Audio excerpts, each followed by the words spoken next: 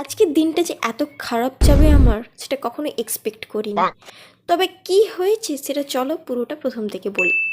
তো সকাল সকাল আমি পুরো সব কিছু ড্রেস রেডি করছিলাম, কারণ আমাকে যেতে হবে সেই পুরনো জায়গায় যেখান থেকে আমি ছেড়েছি প্রায় 3 বছর হয়ে গেছে।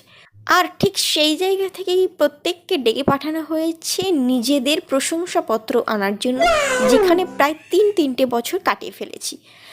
তার জন্য পুরনো কিছু জামা কাপড় এবং আজকে যেটা পরবো সেটা আয়রন করে নিয়েছি। তারপর কাজ করতে করতে দেখি চিনি এসে, আর এদিকে ওর দেখো মাথা কেটে গেছে, কোথায় কি খেলতে গিয়ে পড়ে গেছে, একদম রক্ত বেরিয়ে অবস্থা ব্যাপার। তো তারপর আমি বেরিয়ে পড়ি, খাওয়া দাওয়া করে কমপ্লিট করি। তো রেডি হয়ে একদম রাস্তায় বেরিয়ে আসি, চৈতন্যপুর চলে আসি বাস ধরার জন্য, কারণ আমাকে বাস ধরে যেতে হবে।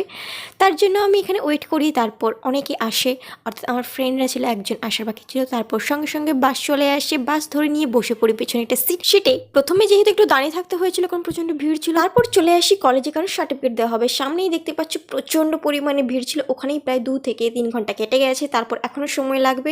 সামনে তো ক্যাশ কাউন্টারে অনেক জন আছে, কারণ আমাদের গ্র্যাজুয়েশনের সার্টিফিকেট নেওয়ার জন্য 100 টাকা করে নেওয়া হচ্ছে। একটা আলাদাই বিজনেস চলছে।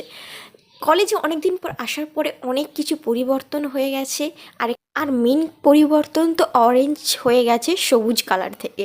তো অনেক স্ট্রাগল করার পর প্রায় 5 ঘন্টা ওয়েট করার পর আমরা সার্টিফিকেট পেয়েছি হাতে। তারপর অনেক কষ্ট করে একটা বাস পাই, বাসে উঠি। বাসে ওঠার পর বাবাকে আমি কল করি এবং বাবা আমাকে মোড়ে আনতে চলে আসে, কারণ 5 ঘন্টা দাঁড়িয়ে থেকে সার্টিফিকেট নিয়েছি।